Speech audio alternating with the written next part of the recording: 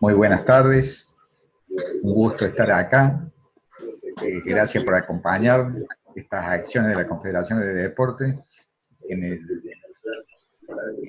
lo que tenemos denominado ciclo de reflexiones que hacemos semanalmente. Hoy día es deporte y salud con un tema, el envejecimiento y entrenamiento de fuerza. Lo va a dar Lucas Colloso Frontera, que es licenciado en Kinesiología y Fisioterapia, preparador físico, deportivo, instructor en musculación, personal trainer, con experiencia en sanatorios, geriatría, gimnasio, centro de evaluación deportológica, consultorio y domicilio particular. Profesor, además de Wushu Kung Fu, también atleta de la Federación Cordobesa de Wushu Kung Fu, subcampeón panamericano, campeón sudamericano, tricampeón nacional y múltiple campeón provincial de la disciplina Wushu, la categoría Taolu. Bueno, le damos la bienvenida a Lucas Colloso y a todos ustedes, ¿cierto? Esperamos tener una disertación que después tengamos todas las preguntas, se pueden ir haciendo por el chat para tenerlo en cuenta. Cuestión que en la segunda tanda podamos ir, que vayan respondiendo a la que necesiten. Bueno, la verdad que yo elijo este tema particularmente porque fuera de esta cuarentena y fuera de que estoy trabajando en el Hospital San Roque, en la contingencia, mi labor se centra principalmente en el entrenamiento de los adultos mayores, principalmente a aquellos que han sufrido alguna condición traumática o hospitalaria que hizo que su rendimiento bajara. Entonces, de esa manera... No escucho. ¿Se escucha o no? Sí, se escucha. Ah, perfecto, listo. Se escucha, Lucas. Listo. Bueno, como comentaba, que el entrenamiento de la fuerza es lo que yo hago día a día con mis pacientes, todos ancianos por lo general, que, bueno, sufrieron alguna condición patológica que hizo que disminuyera su rendimiento, ¿bien? Bueno, pasamos a la siguiente diapositiva. Bien, bueno, la pregunta que creo que muchos se estarán haciendo, ¿por qué perdemos fuerza con el envejecimiento? Sin dudas es un proceso natural, un proceso fisiológico, que a medida que va pasando el tiempo, no tan solo la masa muscular es lo que se va perdiendo, sino también el deterioro del resto de los órganos.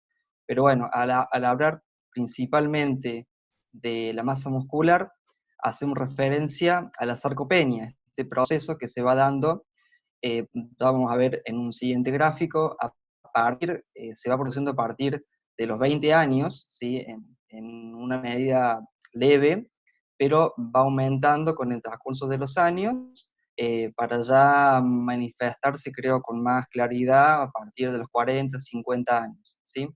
Esta sarcopenia, este término, también produce, en consecuencia, una disminución de la fuerza muscular. Estaríamos hablando de la dinapenia, ¿sí? Ambas dos condiciones van a disminuir el rendimiento de la persona para las actividades de la vida diaria principalmente. Seguramente van a crear muchas limitaciones para la práctica de cualquier deporte, de cualquier disciplina física, y con el paso del tiempo también van a ir aumentando el riesgo de las caídas fundamentalmente, por la pérdida de equilibrio, la falta, digamos, de sostén del propio cuerpo. Y esto, bueno, claramente predispone a fracturas y demás condiciones que comúnmente pasa en el adulto ya anciano, ¿sí? Pasamos a la siguiente diapositiva. Bien, ahí como les comentaba, en este estudio se comprobó cómo, ahí se ve la curva descendente, que ya a partir de los 20 años existe un leve proceso de sarcopenia, donde ya se va acentuando a medida que van pasando mucho más los años, ¿no?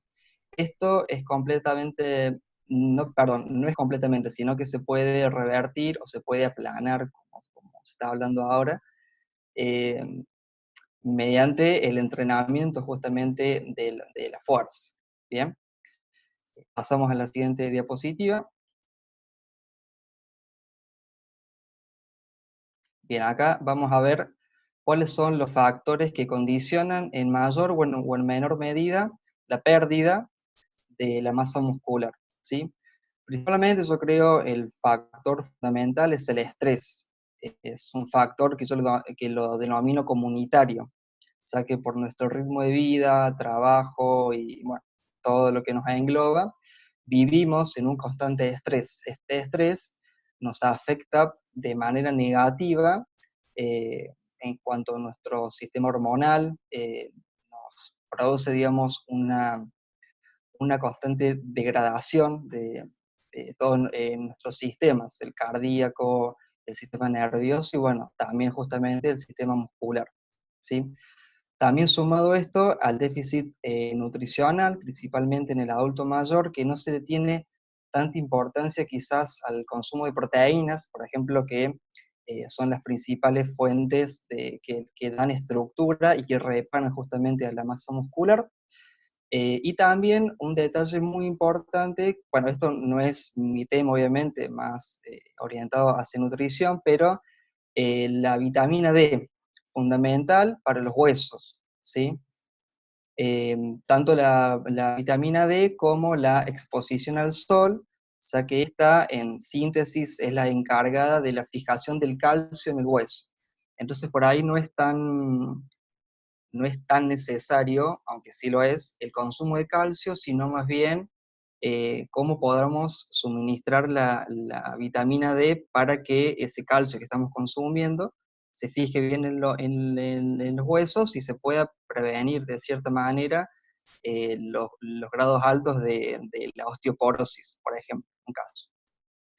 Otro factor también muy importante y por el contrario es la obesidad, donde, bueno, acá se acostumbra al consumo de alimentos altos en calorías y obviamente a la reducción de la actividad física o del NEAT o del gasto calórico diario, lo cual predispone al aumento del tejido graso que va reemplazando o va sustituyendo al tejido muscular. Bueno, seguimos con el alcohol y el tabaco como factores tóxicos ya conocidos, sabemos cuáles son los efectos negativos que producen cada uno de ellos, así que bueno, no hay mucho más que contar sobre eso.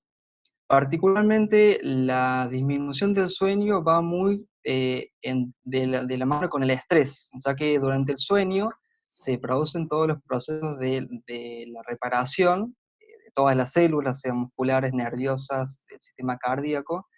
Entonces, lamentablemente hay mucha gente con muchos problemas para poder descansar, para poder dormir, donde no se logra recuperar bien. Entonces, bueno, es un factor muy importante a tener en cuenta.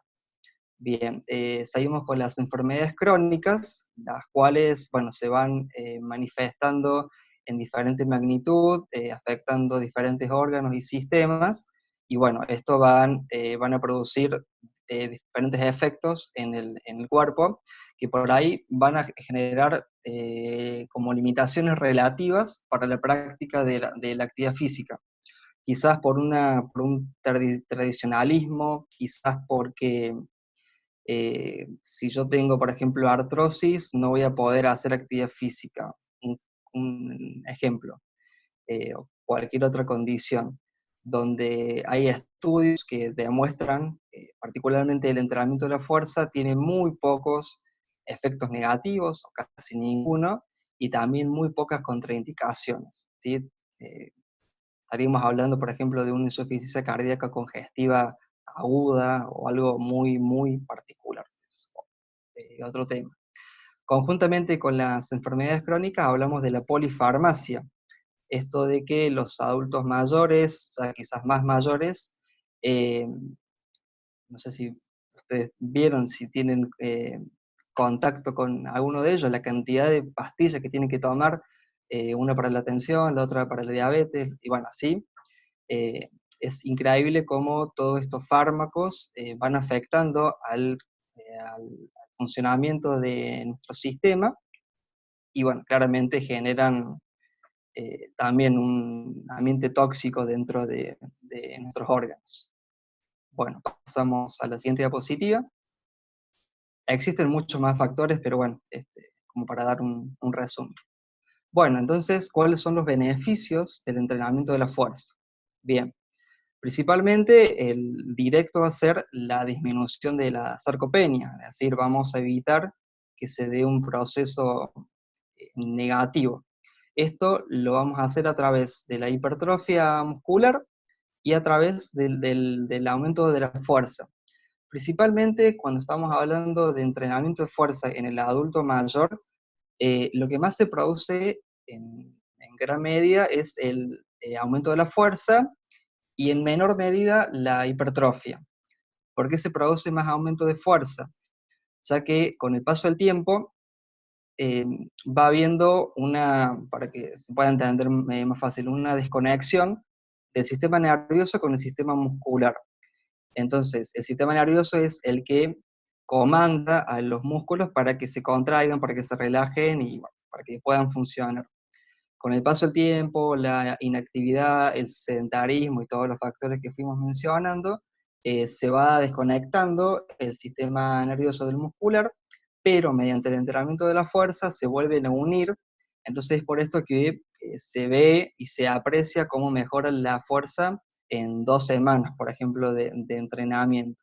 Y la hipertrofia siempre se va a dar que se respeten, digamos, los principios del entrenamiento, siempre que se haga de manera sistemática como con cualquier persona.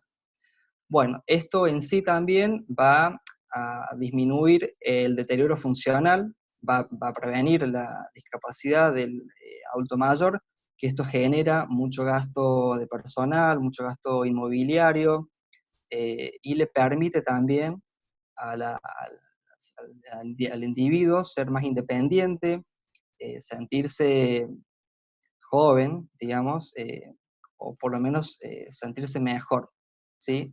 Vamos a mejorar las actividades de la vida diaria, que por ahí, para alguien que las hace con total eh,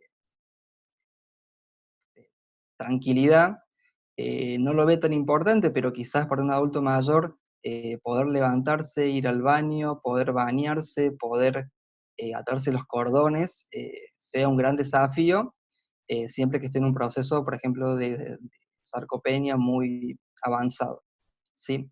Otro detalle muy importante que con el entrenamiento de la fuerza, como ya lo mencioné antes, vamos a aumentar la densidad mineral ósea.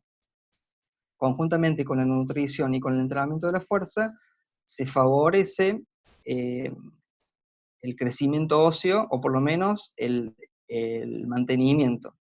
Esto es algo muy importante porque también cuando la persona va creciendo, como mencioné, va perdiendo masa muscular, esa masa muscular o el músculo, digamos, el hueso, se va llenando un poco más de grasa, entonces ya el hueso deja de tener ese sostén, que es el músculo, y bueno, empieza a sufrir más, las articulaciones empiezan a soportar más carga, y bueno, es por lo tanto fundamental aumentar la densidad justamente del hueso, ¿sí? Y como último beneficio que menciono, entre tantos otros, es el aumento del metabolismo basal. Con esto hacemos referencia a la composición corporal, ya que cuando uno plantea un entrenamiento, supongamos para reducir el tejido graso, comúnmente a lo que recurre es a un entrenamiento aeróbico de larga duración, muy tedioso, ¿sí? Y por ahí los resultados cuestan mucho que aparezcan, porque la persona ve que exige mucho de su cuerpo, de su voluntad, de su tiempo principalmente, y no ve tantos resultados como quisiera. Entonces, generando un ambiente de entrenamiento aeróbico y de fuerza combinado, que ya lo vamos a ver en las siguientes diapositivas, vamos a favorecer que, entre comillas, ¿no? Quememos grasa mientras estemos descansando. Esto con el entrenamiento de la fuerza principalmente. Bien, bueno, pasamos a la siguiente, muy bien. Bueno, con este título, no sé si algunos conocerán la famosa frase no pain, no gain. Si no hay dolor, no hay ganancia. Con lo cual yo estoy completamente en desacuerdo, porque todo entrenamiento tiene que ser bien pensado, bien hecho y que produzca eh, una mejoría. Es decir, por ahí se cree, y más que todo con los jóvenes, que tenemos que entrenar hasta que no podamos más o hasta que nos duela todo. Y no es así en realidad. Todo entrenamiento, ya sea para adulto mayor, para un joven deportista, para un atleta o hasta para un niño, tiene que ir precedido por una revisión médica, donde el médico va a evaluar cuál es la condición clínica del individuo, ver si por ahí hay alguna patología de base que sea sintomática y que, bueno, podría llegar a ser una contraindicación, o por lo menos tener alguna consideración especial, se va a poder detectar. Una vez que pasamos de la revisión médica, pasamos a una valoración inicial de la condición física del individuo a través de pruebas de esfuerzos, espirometrías, pruebas de fuerza funcional. Uno muy interesante para adultos mayores que es el Senior Fitness Test, que está muy bueno, la verdad, y bueno, muchos otros más que hay. Y también muy importante es que determinemos los objetivos que se quieren conseguir con el entrenamiento. Y acá también quiero hacer principal hincapié en tratar que sean objetivos a corto plazo, ya que los objetivos a corto plazo favorecen una adherencia al entrenamiento al proponer cosas que se puedan conseguir de manera más fácil o más rápido, a que si planteamos un objetivo a largo plazo, donde, bueno, requiere mucho más compromiso, donde por ahí los tiempos no son los óptimos por trabajo, por familia, o bueno, por la misma condición que puede tener cada uno que haga difícil la permanencia en el entrenamiento, sobre todo en gente que por ahí nunca estuvo acostumbrada a hacer actividad física y bueno, cuesta engancharlo. Entonces, bueno, plantearle objetivos que sean más fáciles para acceder y bueno, se pueda trabajar sobre ellos. Bien, pasamos a la siguiente diapositiva.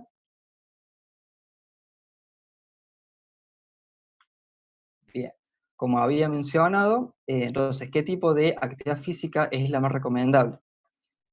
Una combinación de ambas, de entrenamiento de fuerza y entrenamiento de la resistencia. Ya sobre los trabajos de la resistencia, mucho se sabe, mucho se conoce, sobre todo los beneficios que tiene para las personas con alguna condición cardiovascular, eh, se van a ver claramente muy beneficiados. Pero vimos también cuáles son los beneficios de la fuerza, de los cuales por ahí poco se habla o se tiene miedo incluso, el hecho de pretender que un adulto mayor levante una pesa o pueda hacer ejercicios con bandas elásticas o con el propio peso corporal o con una banda de suspensión. Con esto me refiero a que el modo a elegir depende de los gustos y de las preferencias y de las posibilidades de cada uno, ¿sí? O sea que, bueno, por ejemplo, en este contexto estamos todos en nuestras casas, donde algunos tienen elementos, otros no, y bueno, los profesionales a cargo, entrenadores, profes, kinesiólogos, tienen que tratar de adecuar, en todo caso, la planificación de los ejercicios con lo que tenga la persona, pero si no, lo óptimo sería obviamente asistir a un centro de entrenamiento donde ahí se cuente con un material eh, óptimo. También sumar como extra el entrenamiento del equilibrio, de la flexibilidad y de la coordinación. En este marco, para darle un sentido más funcional al entrenamiento, para que sea más transferible a las actividades de la vida diaria, para que la persona, aparte de tener músculos fuertes, huesos fuertes y todo lo que estuvimos hablando, sea también una persona ágil, sea una persona que se pueda mover con con dinamismo dentro de su vida diaria, ¿no? Bien, pasamos a la siguiente diapositiva.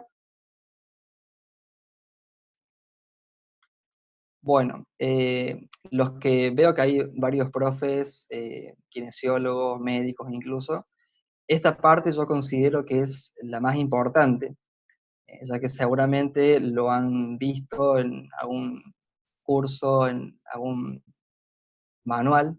Es fundamental poder aplicar, sobre todo entender los principios del entrenamiento, ya que si no, vuelvo a lo que decía antes con la frase no pain, no gain, entrenamos porque sí nomás, ¿bien? Entonces vamos a pasar a explicar brevemente cuáles son los principios del entrenamiento. El principio de la sobrecarga, que habla que todo entrenamiento debe producir un estímulo lo suficientemente intenso, por encima del que suponen las actividades regulares de la vida diaria, como para producir la respuesta que se está buscando, pero sin llegar a producir un esfuerzo indebido o un estrés tal, digamos, que sea muy exigente, ¿sí? Entonces, una vez que el organismo se adapte a este estímulo y ya lo veamos como algo fácil, es necesario que se modifique o que se incremente para que se continúe progresando. De esta manera estamos hablando del principio de la progresión. Después, bueno, hablamos sobre el principio de la especificidad, haciendo referencia a que debe ser específico a los grupos musculares más utilizados y que se pueda transferir justamente de manera directa a las actividades de la vida diaria de la persona. El principio de la individualidad hace referencia a que el entrenamiento debe ser dirigido hacia esa persona y no otra. Con esto hago referencia a que por ahí es muy frecuente hoy en día encontrar por YouTube, por Instagram o por todas las redes sociales mucho contenido en bruto de entrenamiento que cualquiera puede acceder y bueno, se puede poner a entrenar o se puede poner a copiar, donde no hay justamente una planificación, donde no hay un paso previo en periodización o en la prescripción del entrenamiento, ¿sí? Y bueno, el principio del desentrenamiento hace referencia a que cuando una persona deja de entrenar, se produce una regresión a lo que se había logrado, ¿sí? Por ahí, en ciertas circunstancias, es necesario este principio cuando ya se llega a un punto que que no se puede progresar, ¿sí? Bien, pasamos a la siguiente diapositiva.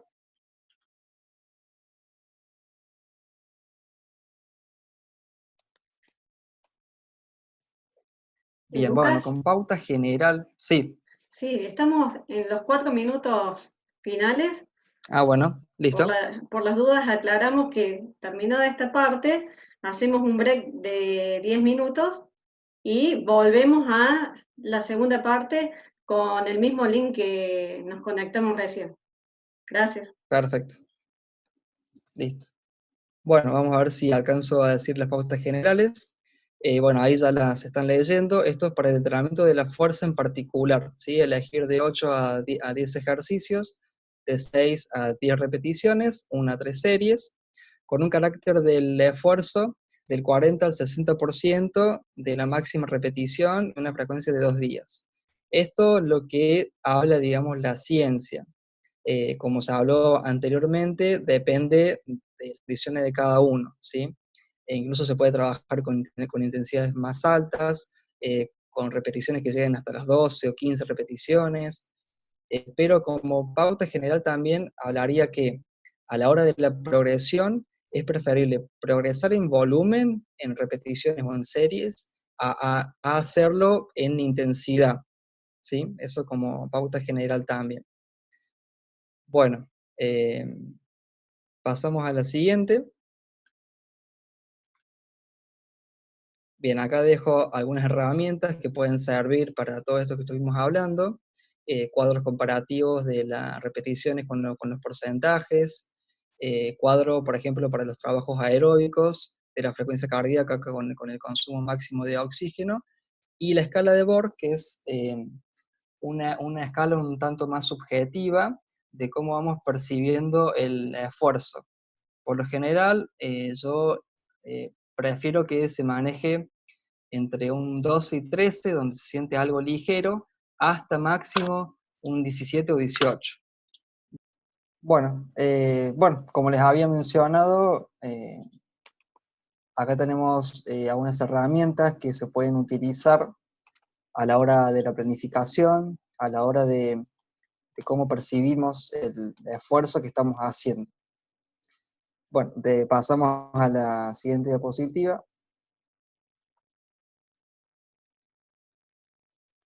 Bueno, y como para ir cerrando de cierta manera, es interesante aclarar que se tiene que hacer un abordaje interdisciplinario con las diferentes patologías, con las diferentes condiciones que pueda presentar la persona. De esta manera, vamos a hablar de que, ahí como se puede ver en la imagen, es una señora entrenando, y alrededor ilustraciones de los diferentes órganos, de los diferentes sistemas que van a influir en el ser humano. Entonces, si uno de estos está fallando, tiene un problema, va a incidir probablemente de manera negativa sobre el resto. Entonces, es interesante abordar no tan solo con la persona, digamos, que está a cargo del entrenamiento, el profesor, el entrenador, el kinesiólogo, quien sea, sino también que haya una comunicación con médicos, con nutricionistas, con psicólogos, lo cual también, psicólogos, psicólogas, ¿no? Lo cual también considero fundamental la salud mental, también sobre todo para este tipo de población que entra en una etapa donde, bueno, ya nos alejamos por ahí de los hábitos que mantuvimos durante mucho tiempo, con nuestro trabajo, amistades. No es un cambio, me imagino, porque, bueno, todavía me falta, pero es un cambio drástico que, bueno, hay que irlo afrontando con toda la ayuda posible, por lo cual, digamos, considero que la salud mental es fundamental. Bien, pasamos a la siguiente diapositiva. Bueno, como reflexión y como conclusión, les dejo esta frase de un entrenador que yo sigo mucho, la verdad que aprendo, leo un montón, Felipe Isidro, donde él comenta que envejecer es inevitable. Como lo vimos, es un proceso natural, fisiológico, que todo el mundo lo va a padecer, pero sentirse viejo es opcional. Con esto hago referencia, bueno, que siempre está bueno que hagamos algo por nuestra salud, ya sea con el entrenamiento, con lo lúdico, con lo artístico, con todo lo que nos haga sentir o volver a revivir nuestra juventud, o que nos haga sentir vivos, más que jóvenes, vivos, ¿sí?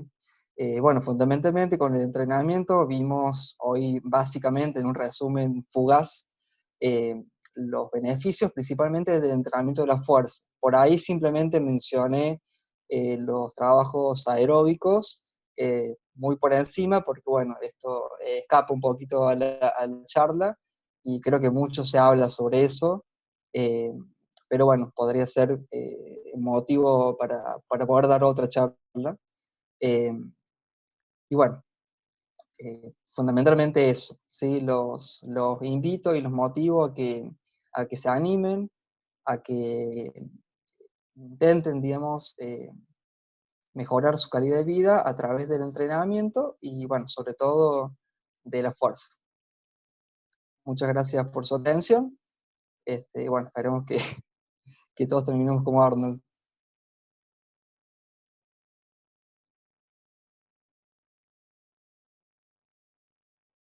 Bien, Lucas, Andrea, no sé ahí, si... ahí comenzaron con algunas preguntas y bueno, un poco es donde te pueden contactar. Y en una primera pantalla ahí figuraba Claro, el... ahí en la primera diapositiva tienen mi teléfono, por WhatsApp, no hay ningún problema, sino por mail, cualquier consulta, cualquier cosa que pueda ayudar, voy a estar completamente dispuesto, desde mi poca, mucha experiencia, eh, voy a estar encantado, sí. Bien, para los que están preguntando por qué han llegado tarde a lo mejor a la charla, si podéis compartirles las diapositivas, estén atentos, en algún Sí, momento les vamos a adjuntar en el chat mismo el archivo para que ustedes lo puedan descargar antes de que finalice la charla. ¿Mm? si no, cualquier cosa me lo piden por WhatsApp, por mail, se los mando, no tengo ningún problema. Bien, tenemos a Martín, que te pregunta qué tipos de ejercicios priorizas. ¿Cómo, perdón? No se ¿Qué tipos de escuchó. ejercicios priorizas? Y bueno, principalmente, si se puede trabajar con ejercicios multiarticulares, que trabajen, en mi preferencia, patrones de movimiento. Para miembro superior, patrones de tracción, de empuje. Para miembro inferior, de ejercicios dominante de rodilla, dominante de cadera. eh, y trabajar siempre, sobre todo la zona media, a través, digamos, de una correcta contracción del transverso abdominal para proteger a la columna vertebral. Pero bueno, habría que ver cada particularidad, si por ahí es necesario el trabajo analítico de algún músculo fundamentalmente, o por ejemplo hacer hincapié en las cinturas, tanto escapular como pélvica, ¿sí? Depende yo creo que de cada uno, pero de manera general eso. Y a los patrones de movimiento podemos trabajarlos con pesos libres, con pesas, con bandas elásticas, con el propio cuerpo, progresar desde lo muy estable hacia lo inestable. Se puede jugar mucho, digamos, con eso. Bien, hay muchos agradecimientos, bueno, felicitaciones por la charla. Muchas gracias. Y nos dice el licenciado Cufori si se puede aclarar los principios del Profe. entrenamiento. Bien, perfecto. Muchas gracias ante todo a mi profe de Kung Fu, a mi Shifu, quien hace la pregunta, que es quien me dio la posibilidad de dar esta charla, que la verdad que para mí es un gran desafío porque es la primera vez que estoy dando una charla y bueno, es muy motivante. Bien, bueno, hablamos sobre los principios del entrenamiento. Considero que los fundamentales es el principio de la individualidad, donde hablamos de que el entrenamiento tiene que ser o tratar de ser específico para cada persona, ¿sí? Con esto hago referencia a que lo que yo haga como entrenamiento no le va a servir desde un punto de vista de salud o desde un punto de vista del rendimiento a otra persona. O lo que otra persona haga no me va a servir a mí, sino que hay que adecuarlo a lo que cada uno requiera. El principio de la sobrecarga hace referencia a que es necesario que el estímulo que estemos trabajando, ya sea con una pesa, con una banda elástica, con el propio peso corporal, o con una máquina incluso, si estamos trabajando en un gimnasio, genere un estrés lo suficientemente alto para sacarnos de nuestro estado básico, digamos, de reposo, o que genere un estrés mecánico sobre nuestro cuerpo, para que se produzcan las adaptaciones que se están buscando, que están buscando, sí, justamente.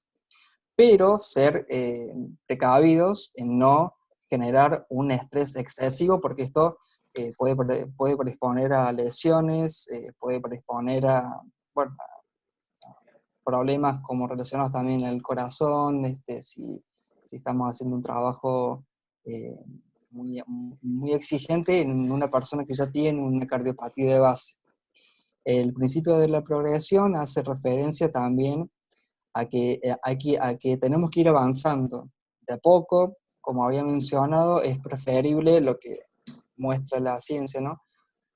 Avanzar en cuanto a volumen, o sea, en cuanto a ir aumentando. Si yo hago 3 series de 10 repeticiones, bueno, poder hacer 3 series de 12 o agregar una serie más antes de subir el peso antes de complejizar el ejercicio, antes de cambiarlo, es preferible darle más volumen. Así generamos más resistencia a la fuerza de ese ejercicio en particular. Bien, Bien, el principio de la especificidad, ahí lo corto, va un poquito más de la mano con el de la individualidad, que tiene que ver con el referido a la persona en sí. Y el desentrenamiento habla de que cuando obviamente dejamos de entrenar, perdemos lo que habíamos conseguido, porque se deja de hacer. perfecto, gracias Lucas. Ahí por el chat le acabamos de compartir a todos el PowerPoint, así la presentación para los que lo estaban solicitando, Buenísimo. tienen la opción de descargarlo, ¿no? Antes de que termine la charla. Bueno, después lo tenemos no tengo Si el no, nombre, digo cualquier modo. bien, no tengo el nombre, pero González es parte del MAE y dice qué ejercicios se pueden hacer para fortalecer los miembros inferiores y tendones. Perdón, no se escuchó lo último. Pregunta González, ¿qué ejercicios puede hacer para Sí, fortalecer los miembros inferiores y tendones? sí. Bien, bueno. Depende, hay que evaluar cuál es la condición tuya eh, y seleccionar cuáles son los ejercicios más adecuados para que puedas trabajar. Principalmente con respecto a los tendones, esa pregunta está muy buena. En una persona que está completamente desentrenada o que sufrió algún problema o que, bueno, lleva mucho tiempo sin entrenar, es preferible trabajar puntualmente sobre el fortalecimiento primero de los tendones antes de generar una hipertrofia muscular. ¿Cómo vamos a trabajar en líneas generales el fortalecimiento de los tendones? A través de contracciones isométricas o contracciones sostenidas de muy baja intensidad que trabajen justamente el acortamiento del músculo eh, para fortalecer a la sobrecarga. Otro trabajo muy interesante sobre el fortalecimiento de tendones, pero ya tiene que ser en alguien un poquito más experimentado, es el entrenamiento excéntrico, o el entrenamiento, digamos, de carga negativa, que se denomina también, que es muy beneficioso y tiene muy pocas contraindicaciones o muy pocos efectos negativos, pero bueno, esto requiere que la persona esté muy habituada con el ejercicio, con el elemento que estemos trabajando, y sepa controlarlo principalmente. También es muy interesante el trabajo excéntrico, pero más orientado, como digo, a gente un poquito más entrenada. Otra cosa que puede ir de mano de esto es la velocidad a la que tenemos que realizar en general los entrenamientos de fuerza. Por lo general se va a trabajar en la parte concéntrica, digamos, cuando hacemos el movimiento, de manera lo más rápido pero controlado posible. Y cuando terminamos el movimiento, cuando bajamos, cuando hacemos la fase excéntrica, tratar de hacerlo lo más controlado posible. Un ejemplo, cuando hacemos sentadillas o cuando nos sentamos y nos paramos de una silla, ¿no? Algo que yo veo con frecuencia en mi día a día. La gente para pararse sí pone muchísima fuerza, pero ahora cuando se va a sentar se tira, se deja caer y bueno, está desaprovechando, a mi parecer, la parte más importante de un ejercicio, que es la contracción excéntrica, que es justamente esto, que se siente despacio, básicamente. Bien, lo tenemos a Sebastián Vallejo que pregunta, ¿el Uf, dolor es bueno o malo en el entrenamiento de fuerza? ¿Qué tipo de dolores hay? bien, bueno, la verdad que no esperaba otra pregunta de él. Bien, el dolor como, como síntoma es importante y quiere decir muchas cosas, yo creo. Es común sentir cuando uno está entrenando al día siguiente, principalmente al día siguiente, ese dolor de cansancio, ese dolor de que trabajé ese dolor, digamos, donde, a ver, en un entrenamiento de fuerza se produce una micro ruptura de fibras musculares, lo cual después va a permitir que con la reparación, con la correcta ingesta de proteínas, esas fibras musculares se reparen e incluso crezcan con el mecanismo de supercompensación.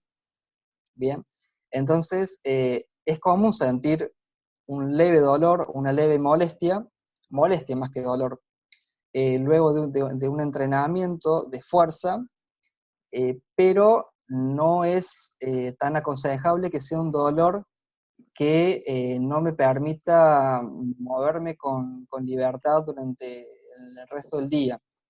Si esto pasa, claramente en el principio de la sobrecarga nos excedimos, bueno, al principio de la progresión fuimos bastante rápido, pero si hablamos mientras estamos haciendo un ejercicio, no es bueno que duela mientras hacemos el ejercicio, ¿sí? Porque ya claramente estamos entrando a un estrés alto, ya estamos con mucha fatiga acumulada. Entonces, cuando estamos hablando de salud, ¿no? De entrenamiento para el adulto mayor, mientras está haciendo ejercicio, molestia prácticamente cero. Perfecto. No Jesús sé nos si puedo pregunta, responder la pregunta.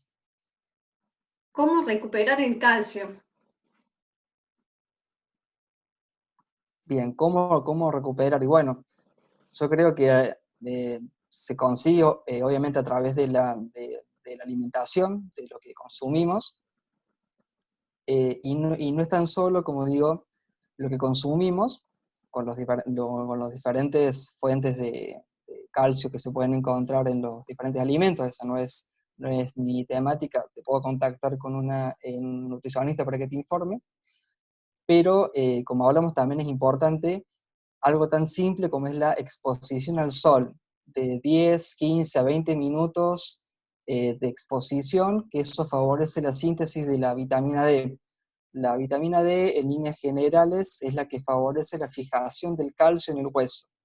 Es decir, uno puede tener una hipercalcemia, que es un aumento de calcio en sangre o en todo el cuerpo, pero si no tenemos suficiente vitamina D, ese calcio no se va a poder adherir al hueso que estamos buscando fortalecer. Bien. Otra consulta es con respecto a la alimentación. ¿Los suplementos en base a Perdón, proteínas animales ayudan a me mantener tengo que retirar. ayudan a mantener la tonicidad muscular? Mira, eso yo creo que te lo va a saber responder mejor alguien que esté en nutrición, porque no es mi formación específica, pero eh, creo que podemos hablar de proteínas animales, vegetales, sí, pero vuelvo a responder. Si quieren, les puedo contactar con una profesional que se relacione con el tema y se lo consulten a ellos. Bueno, vamos a aprovechar para dar una primicia. Se ha cerrado un convenio con la Facultad de Ciencias Médicas y bueno, un poco es trabajar la parte de nutrición ahora para los deportistas y bueno, y para los no deportistas también, ¿por qué no? Así que próximamente se viene dentro del ciclo de reflexiones porque es otra necesidad más que la gente consulta y que es necesario abordar. ¿Mm? Alicia nos Exactamente, pregunta, sí. con respecto al elíptico, ¿es bueno para personas de más de 60 años? Bueno, sobre el elíptico se habla mucho de que el movimiento que genera no es fisiológico. Eh, yo considero que siempre que se adecue el tiempo, el esfuerzo y la preparación del individuo, va a producir bastantes beneficios. Eh, Como volvemos a hablar, digamos, de qué tipo de actividad es lo más recomendable, el elíptico entra dentro del entrenamiento de la resistencia aeróbica. Entonces, hay que planificar cuánto por semana, por ejemplo, vamos a hacer de elíptico, cuánto le vamos a destinar, y si vamos a combinar con ejercicios de fuerza, principalmente porque el ejercicio aeróbico, en cualquiera de su modalidad, bicicleta, natación, correr, trotar, generan movimientos cíclicos, es decir, repito el mismo patrón de movimiento una y otra vez, durante media hora, durante una hora, durante el tiempo que se planifique. Esto claramente va generando un estrés continuo sobre las articulaciones que participan.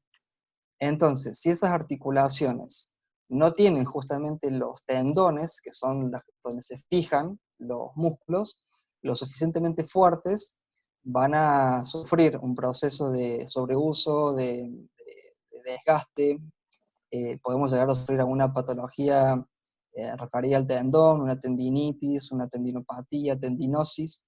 Entonces, yo creo que más allá del tipo de ejercicio que se haga, es cómo se haga, cuánto se haga, y si hago algo para contrarrestar los efectos negativos de ese ejercicio. Es bastante complejo el tema. Bueno, ahí aprovechamos, dice muy clara tu exposición. Laura Capellino dice, soy profe de hidroterapia y aquagym. ¿En el agua hay algún ejercicio contraproducente? ¿Cómo mido la intensidad y la cantidad de repeticiones? Bien, la verdad que no he trabajado en agua, no he experimentado, digamos, el aquagym o el trabajo dentro del agua, pero creo que te podría ser como herramienta útil la escala de Borg en cuanto al esfuerzo, a la relación que tiene, digamos, lo que la persona percibe como muy duro, o muy ligero, tratar de mantener, como había mencionado, en números, un 14, un 15, sería ya algo que se relacione, por ejemplo, con un 70 o un 80% de la máxima repetición. Entonces, es eso, tiene que haber una constante comunicación con la persona que estés entrenando. Sobre todo es muy interesante, eh, además de la tabla que yo puse, agregar a una imagen ilustrativa de caras, digamos, de emoticones que vayan como representando el grado de esfuerzo que estamos queriendo referir. Y tenerlo en una hoja para mostrárselo y que le digas, bueno, señálame cómo te sentís con este ejercicio que hicimos recién. Y bueno, en cuanto al número de las repeticiones, vas a ir viendo ahí, y en base también al cuadro que puse de pautas generales, yo creo que como máximo cuando estemos trabajando con fuerza, para hacer más hincapié en la fuerza-resistencia, hasta 15 repeticiones si trabajas con una intensidad moderada. Ahora, si estamos trabajando con una intensidad alta, donde el esfuerzo es muy duro, y 6, 5, 4 repeticiones están bien también, son efectivas, siempre y cuando controlando, ¿no?, el patrón de movimiento, que sea correcto, que no haya dolor, como mencionaba Sebastián. Y algún ejercicio contraindicado, que la persona esté acostumbrada o que esté habituada al ejercicio. Me imagino que la limitante del agua por ahí es la misma agua, ¿no? Tratar de que no se ahogue. Eh, lo veo, digamos, como única advertencia. Si vamos a hacer algo por ahí que sea introducir la cabeza en el agua, bueno, manejar eso. No sé si queda claro. Me Bueno, falta esa experiencia para saber qué es lo que se puede hacer y qué. Mariano Crespo pregunta, ¿qué tan importante es el entrenamiento de la fuerza en el Parkinson? Bien, bueno, el tema de las patologías neurológicas son muy interesantes, porque por lo general se piensa que en una persona que sufre Parkinson o cualquier otro, un ACV, tiene un problema de pérdida de fuerza, y por lo contrario, eh, en la mayoría de estas patologías el sistema nervioso está completamente liberado, es decir, la persona no puede, no puede manejar esto de contraer, relajar. En el Parkinson, bueno, donde se presenta como sintomatología el temblor, también obviamente va a ser eh, muy particular. Yo creo que en todo caso, estas personas es más interesante trabajar desde un punto de vista funcional, eh, dentro de las actividades de la vida diaria. Asegurarse, por ejemplo, que esta persona, si es dentro del todo independiente, si es dentro de todo que se puede comunicar bien, tratar de que se pueda sentar, que se pueda parar, eh, que pueda manejar sus brazos, por ejemplo, con una amplitud suficiente para tocarse la nuca, eh, para que cuando esté acostada que pueda rotar hacia un lado, hacia el otro, trabajar, más que todo eso. Por ahí también mi experiencia dentro de lo neuro no es tan amplia, eh, pero bueno, Bien. yo consideraría eso. José María nos pregunta si es costoso el tratamiento individual y qué tiempo requiere cada práctica. Bien, costoso, la verdad que va a depender claramente de por ahí al lugar al que se quiera concurrir o con quien se quiera o a quien quieras contratar, para que sea, digamos, la persona que enfrente o que se ponga al frente, mejor dicho, de la planificación. Bien. Pero la verdad, digamos que no, a ver, no considero que sea algo tan costoso. ¿Y cuál era la otra pregunta? Perdón que no. ¿Qué tiempo requiere la práctica? De práctica de eso. Ah, tiempo. Tiempo. Bueno, lo que se habla en cuanto a tiempo, eh, emplear en cada sesión lo mínimo 30 minutos a 45 minutos, hasta un máximo de 1 hora y media, pero bueno, ya en algo, en alguien que tenga un cierto nivel de entrenamiento, ¿no? Con todas las partes que implica un entrenamiento, con la movilidad articular, entrada en calor, con la vuelta a la calma al final, todo suma. Bueno, hablando de esta parte, Flavia Llanos nos pregunta cuántas sesiones por semana como máximo. Bien, como máximo, depende del nivel de entrenamiento de cada uno, de las condiciones, pero yo considero que un máximo de 5 estímulos semanales ya es mucho, pero esto también es muy interesante analizarlo desde este punto de vista. Yo puedo entrenar todos los días siempre y cuando dosifique bien las cargas, los ejercicios y las repeticiones. Por lo general, en planificación, lo que se hace es planificar una semana o un microciclo. Entonces, si en esa semana, por ejemplo, yo propongo hacer en un total de 20 repeticiones, bueno, voy a dividir esas 20 20 series. Esas 20 series voy a dividirlas en diferentes estímulos semanales. Dos estímulos semanales, cada uno de 10 series. Tres estímulos semanales, bueno, ahí se me va a quedar uno un poco diferente, pero así. Es decir, uno puede fraccionar como quiera, siempre y cuando cumpla el objetivo que se había propuesto. Pero considero que 3 veces a la semana, 4, está bien. Yo particularmente entreno 4 veces a la semana fuerza, 2 estímulos aeróbicos, y bueno, trabajo de flexibilidad, coordinación, equilibrio, siempre. Bien. Héctor Londero dice que camina a diario más de 7 kilómetros. ¿Cómo lo ves? ¿Es suficiente o hay que agregar algún elemento? Bien, las caminatas como trabajo aeróbico y cardiovascular, excelente, está buenísimo. Hay que ver, digamos, si esos 7 kilómetros, cuál es el impacto metabólico por un lado que te generan y mecánico por el otro.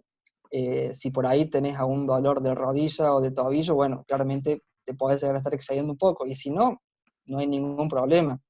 Eso viene a formar parte de lo que se denomina NEAT diario o gasto calórico básico diario, donde, bueno, nos va a favorecer gastar calorías por medio de tiempo. Hoy en día es muy popular que tanto en las aplicaciones de celular o los relojes que te cuentan los pasos, que la gente se esté preocupando por eso, por caminar más, por tener un estilo de vida más activo y no estar tanto tiempo sentado, lo cual me parece fantástico. Bien, otra consulta. ¿Es recomendable trabajar la sobrecarga en un adulto mayor que presenta problemas de columna? ¿Cuáles problemas de columna? Esa es la pregunta. Porque, por ejemplo, si vamos a hablar de escoliosis, una temática muy, muy controvertida, o si estamos hablando, por ejemplo, de alguien que tiene una hernia discal, sí, principalmente yo creo que sería el caso de una hernia. Yo particularmente a los pacientes que asisten al consultorio con dolores lumbares, con hernias, con lumbalgias, con lo que sea, la verdad que es muy poca la terapia manual, el masaje que hago, y sí es mucho lo que hago como ejercicio de fortalecimiento, de estiramiento o de movilidad. Y vuelvo a tocar el tema que mencionó Sebastián Vallejo con el dolor. Hay que respetarlo al dolor. Si a la persona le está doliendo, bueno, tenemos que de alguna manera aliviar primero el síntoma y luego corregir la problemática que generó ese dolor. Pero que se puede trabajar el entrenamiento de la fuerza en la columna con determinados ejercicios, obviamente eso no es totalmente libre o cualquier cosa, sino que hay que seleccionar ejercicios para columna baja, ejercicios para columna dorsal, para cervical incluso, sí. Bien, tenemos a Laura Capellino que nos vuelve a consultar sobre cuando tienen inflamado el ciático. ¿Es mejor no hacer ejercicio o caminar menos y elongar más? Piensa que dejar de moverse, y en especial en esta época, es perjudicial para el cuerpo y la mente. Bien, cuando tenemos una afección del ciático o también lo que se conoce con más frecuencia que una falsa ciática, que en realidad es una contractura de un músculo que se llama piramidal, que está muy próximo a la cadera y que es por donde pasa el ciático o pasa muy cerca, por lo general nos da esta sensación de que me duele el ciático, que no me puedo mover, que no me puedo levantar que me puedo agachar con facilidad. ¿Sí? Creo que lo que peor podemos hacer es quedarnos quietos. Cuando se trata de esto, yo trabajo principalmente la movilidad de la columna lumbar y de la cadera, ¿sí? Tratar de darle rangos de movimiento sin dolor, obviamente, pero más que todo para aliviar el espasmo muscular que se produce por el dolor. Se puede tener alguna otra medida para calmar el síntoma, un antiinflamatorio, bueno, una cuestión médica, o también algún aparato de fisioterapia que se puede aplicar, ya sea luz, lámpara infrarroja, onda corta, alguna modalidad de calor que favorezca la circulación o el aumento de sangre, digamos, en el músculo, que está isquémico por la contractura, y que haga que se relaje. Pero bueno, como vuelvo a decir, si duele algo, lo que peor podemos hacer es quedarnos quietos. Esto de que del reposo es más perjudicial que el movimiento. Bien, bueno, llegamos con lo justo, Lucas, porque estamos Sí. en el tiempo límite, así que nos queda el último minuto para terminar de compartir. Ahí les hemos dejado el PowerPoint Perfecto. para que ustedes lo puedan descargar antes de que termine la charla. Y bueno, te dejo estos últimos minutos para que puedas dirigirte ya a hacer el cierre para el público.